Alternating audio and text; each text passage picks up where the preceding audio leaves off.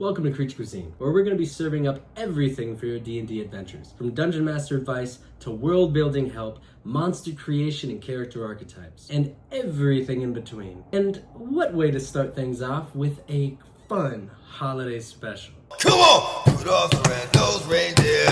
For this holiday special, I'll be creating 3 brand new, completely original subclasses for a necromancer. Because if Nosferatu can drop on Christmas Day, then I sure as hell can give you a necromancer video for the new year. Because you know what they say, new year, new me. Or new year, undead me. Same me? Let's get into it. I hate necromancers. Kinda. How dare you?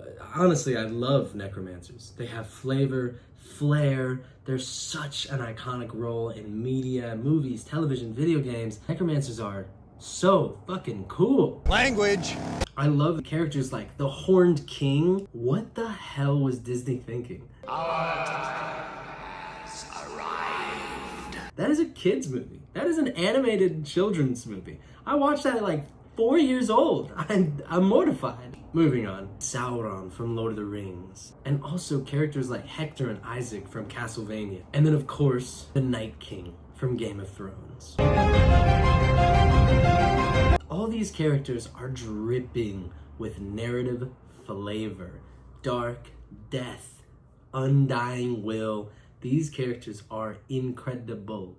And they're all very different. Yes, a couple of them are raising undead armies, but that's besides the point.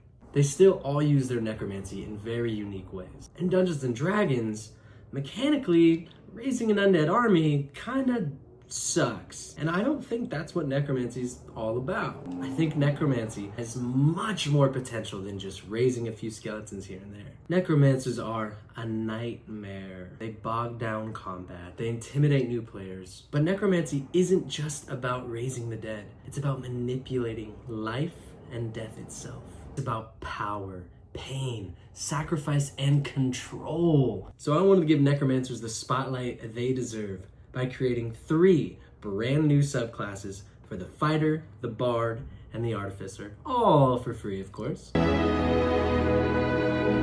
First off, let's talk about wizards in general. Wizards are the studious spellcasters of the wizarding world. They get their power from studying arcane tomes and pushing the boundaries of magic itself. Think Gandalf, but instead of smoking a pipe and giving extremely cryptic advice, imagine him panicking because he forgot to prep Fireball the day before. Wizards are the most versatile and can be one of the most powerful classes in all of Dungeons & Dragons, and they can focus in one of 8 schools of magic, including necromancy. Let's look at the Necromancer Wizard subclass itself and why I think it falls short. The Necromancer subclass gives you abilities that focus on raising and commanding the dead, harnessing necrotic energy and outlasting your enemies. It sounds great on paper, right? Extremely flavorful. But let's get into why it falls short. At level 2, you gain Grim Harvest, an ability that lets you regain hit points when you kill an enemy with a spell. Super flavorful, very cool, except very inconsistent. You have to get the final hit. It's situational, and honestly, if you're relying on this to get heals, then you're probably already dead. I'm okay! And for this to be the first ability you get at level 2, it kind of paves the way for how lackluster this subclass is. At level 6, you get Undead Thralls. This is where the subclass gets interesting and complicated. This is basically when you can start raising your army of the undead, and they get bonuses to their health and their damage. This is where the stereotypical undead army comes into play. And while that sounds awesome, managing multiple minions can be a nightmare for the player and the dungeon master. Mostly me. It's not fun. Please have mercy. Just picture this. You're rolling 10 dex saves for your 10 skeletons, while the rest of the party are bored to death. Congrats, you did it. You literally killed the whole party. I'm so proud of you. It doesn't feel like D&D. It feels like an undead daycare, and that's just no fun. At level 10, you gain Inured to Undeath. Inured to Undeath. Inured, which gives you resistances to necrotic damage, and it prevents your maximum hit points from being reduced. It's flavorful, sure. It's situational, for sure. And we'll get into that. This ability is just not groundbreaking. Let's compare this to the level 10 ability of the Evocation School of Magic. Empowered Evocation. You get to add your intelligence modifier to every single evocation spell that you cast that deals damage. every single one. So if you have a +5 intelligence modifier, that's +5 to fireball. That's +5 to scorching ray. It is consistent. Meanwhile, inured undeath Hamburger. is situational at best. Unless your DM is throwing undead armies at you constantly, it's likely to be forgotten. An evocation wizard always feels like a massive fireball wielding badass like they're meant to, where necromancers often struggle to feel relevant to the campaign and the setting unless your DM is constantly giving you these opportunities, which they may be, but usually it's not the case, and why a lot of people steer away from playing necromancers. And at level 14, you get Command Undead, which lets you take control of undead creatures that you didn't create. This can be very powerful in situations against other necromancers or undead monsters. You are entirely at the mercy of your dungeon master for this ability. There are going to be plenty of campaigns where this ability is never used. In D&D, you always want to feel like a badass in every situation. And this is what I want to fix.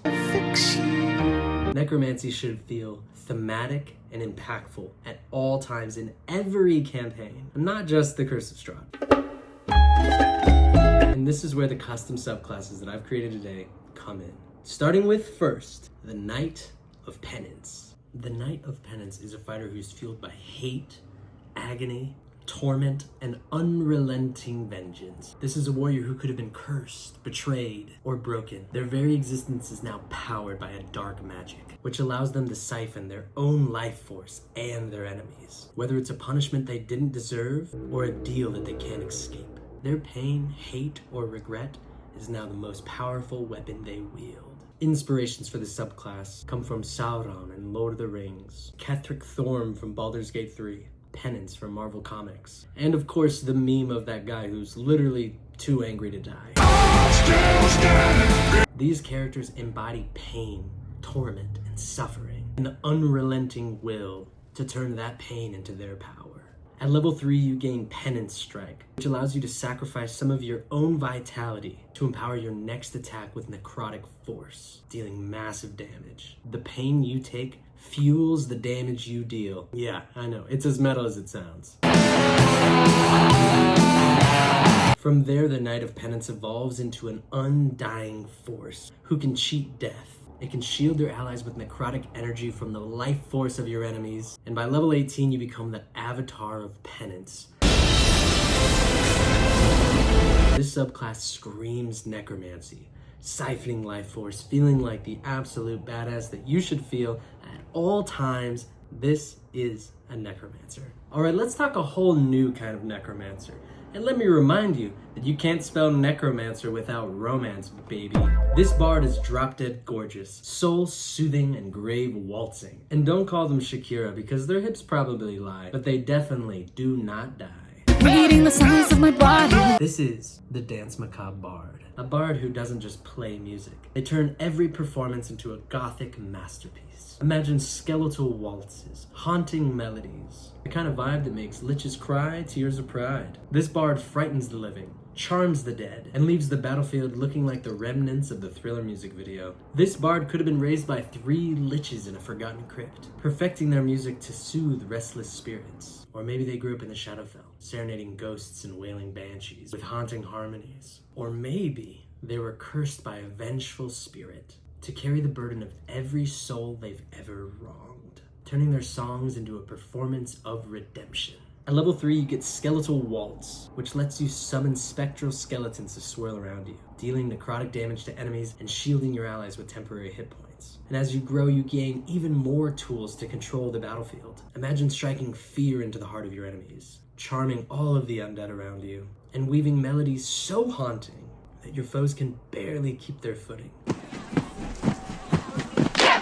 By the time you reach your full potential, you are a true maestro of the macabre. And finally, my personal favorite, the Fleshwarden Artificer. Think Dr. Frankenstein, but with some D&D flair. This Artificer doesn't just tinker with gadgets and toys. No. They can create a hulking flesh golem as a tanky undead monstrosity, stitched together with leather working and alchemical precision.